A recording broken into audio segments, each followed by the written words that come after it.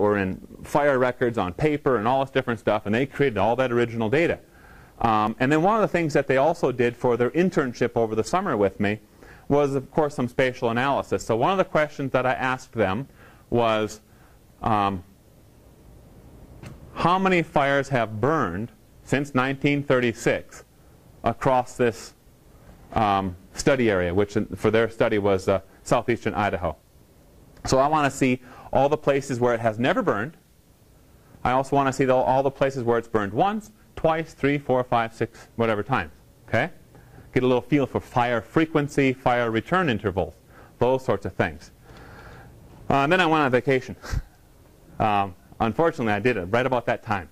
And when I came back after a week of being gone somewhere, I said, hey, how's it going, guys? We're stuck. They said, you know, they had done all this tremendously wonderful stuff.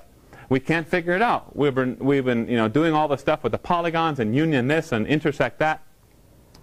But it just won't work. We cannot get that answer that you want. I said, rasterize it. I said, oh, yeah, right? So then when they rasterized those vector layers, those polygons, and just put 1936 on top of 37, 38, 39, each little spot in that big old study area you were able to count up, drill down all the way through it, and individual parts of that study area, yeah, you might have had numerous overlaps and had 5, 6 fires there since 1936. Other spots, none. Okay? They could never have gotten that answer, never have answered that question if it didn't rasterize. See? So as you're doing your spatial analysis, especially grad students, getting into that part of it, think about that. Don't forget to consider using some rasters to help you out. So how do we acquire GIS data?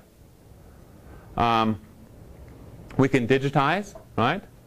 I mentioned that with those big old tables we strap the paper maps up there, or the Mylar maps. We can scan, just like we have the small flatbed scanners. A lot of people have at their homes to scan in printed pictures from years ago or whatever. Well, we've got a big scanner in the back, and we can feed in those maps. Scan them in. That becomes what? What does that become? A raster or vector product? Raster. When we digitize, what does that become? Vector or raster? Vector. Points, lines, polygons. If we use GPS, right? Everyone's familiar with GPS. We go out with a GPS unit. We acquire whatever it is, some feature of interest, fire hydrants, telephone poles, roads, center lines, whatever, all that stuff. What are we collecting? Vector or raster? Vector. Yeah, points, lines, and polygons. We can use the internet. Because in today's world, you guys are like blessed. There is a ton of data out there. Tons of stuff available to you. And a lot of it, because us GISers love to share, a lot of it's just free. Free for the taking. Okay? And you can also purchase from vendors. There's a lot of companies out there that make their living selling what's called value-added products to GIS users. Okay, the GIS analysts, whatever like that.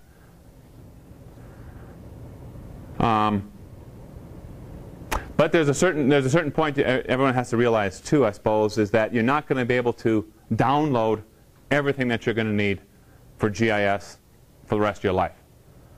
Okay, whether it's free or you buy it. There's a certain point where your individual data that you need, especially grad students in your research project or anyone with a research project, you're probably going to have to get to a point of you creating your own data. Okay, that could be digitizing, and most likely it's not going to be those dreadful digitizing tables and tablets. It's going to be heads-up digitizing. Heads-up digitizing is where you take something like that aerial photo we were looking at a minute ago, the digital version of it, you're viewing it up on your screen, and then you use your normal mouse to create your polygons, your points, your lines, whatever. Okay? You might scan, you might use GPS. GPS is very, very common today. Okay? So what's the difference between a GIS map, I put it in quotes there, and a graphic? One of the big differences relates back to the databases that are behind that graphic, if you want to call it that, what you see. Two databases. One you will interact with directly, and that's called the attribute database or attribute database table. And that is a series of fields, columns, if you want to think of it like that, or attributes that describe each of your points, lines, polygons. So when you go out there with a GPS, let's say, and you're collecting fire hydrants, boom, there's a fire hydrant, there's another one up there, another one up there. While you're in the field with your GPS, you can attribute that feature. You can say it is red in color, it has this sort of valve on it, and the tag here says that it was last maintained or serviced, exercised, as they call it, on this date, so on and so forth. Right? Go to the next one, and you attribute that. Well, then when you look at it in the GIS, ArcGIS, you'll see your points.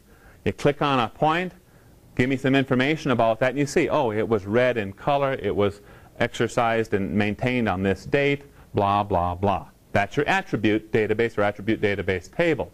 There's another one that's kind of lurking behind the scenes. It's very, very powerful, very important in a good GIS, and that is what's called your topological database. Topology. Now, topology, basic topology is the relationship between features in a data set or in a layer. Right?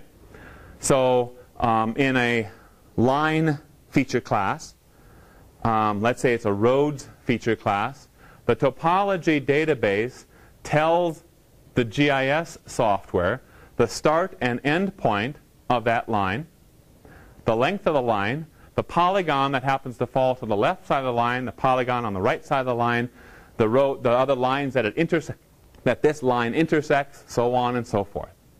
So it's the topological database that allows the computer that when you click on it, and all it is some pixels on the screen. When you click on that thing, it immediately figures out, oh, you're clicking on this line. And it happens to be a line describing Yellowstone Avenue here in Pocatello. Okay? That's the topological database behind the scenes. Makes that connection. And allows you to do allows GIS to do this, all the sophisticated spatial analysis.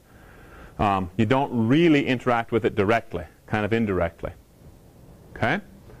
So that's the difference between Paint Shop Pro or one of those, graphics packages and GIS.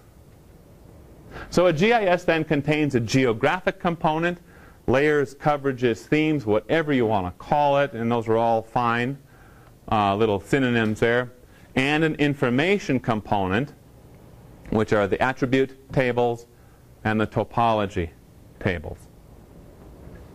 Okay? Has everyone got a feel for what topology means? Feel okay with that? Yes? This is Jonathan Boise. Yes, go ahead. Question. Uh-huh.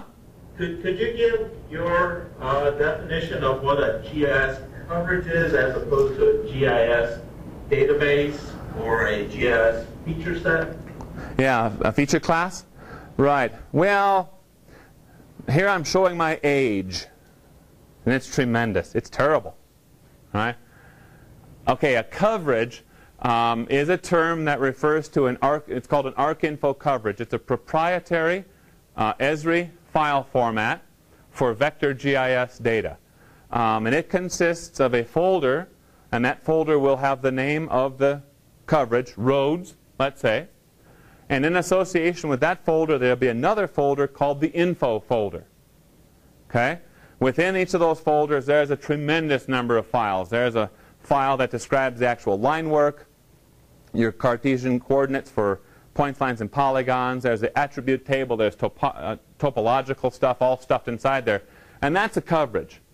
Okay? It's vector. Layers is more generic. Themes are generic. Another one that we use a lot is a shapefile. You see a lot of people using shapefiles. Shapefiles are non-topological. They were developed for ArcView, which is an old, the very first of the desktop GISs. Very simple vector data set. It was created after coverages, but it was created for ArcView, which was originally intended only for viewing. No analysis, no editing.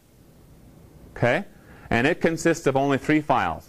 The SHP file, so roads.shp, roads.shx, it's an index file, and roads.dbf, dbase file, attribute table. That's all that is. Pretty simple little layer. Again, that's vector, points, lines, polygons.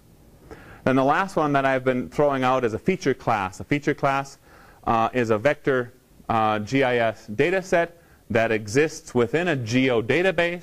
The geodatabase can be built in Microsoft Access, Microsoft SQL Server, IBM DB2, Oracle, blah, blah, blah. Lots of things. Okay? That is fully topological. We're going to get into the nuts and bolts of geodatabases a lot in this class. And that's where we're going to focus our attention, is on this very powerful type of GIS vector data called the geodatabase and the feature classes.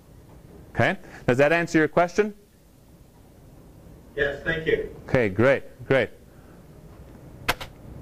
Oh, I should have hit that before. Questions? Any other questions? Otherwise, same place, same time next week, right?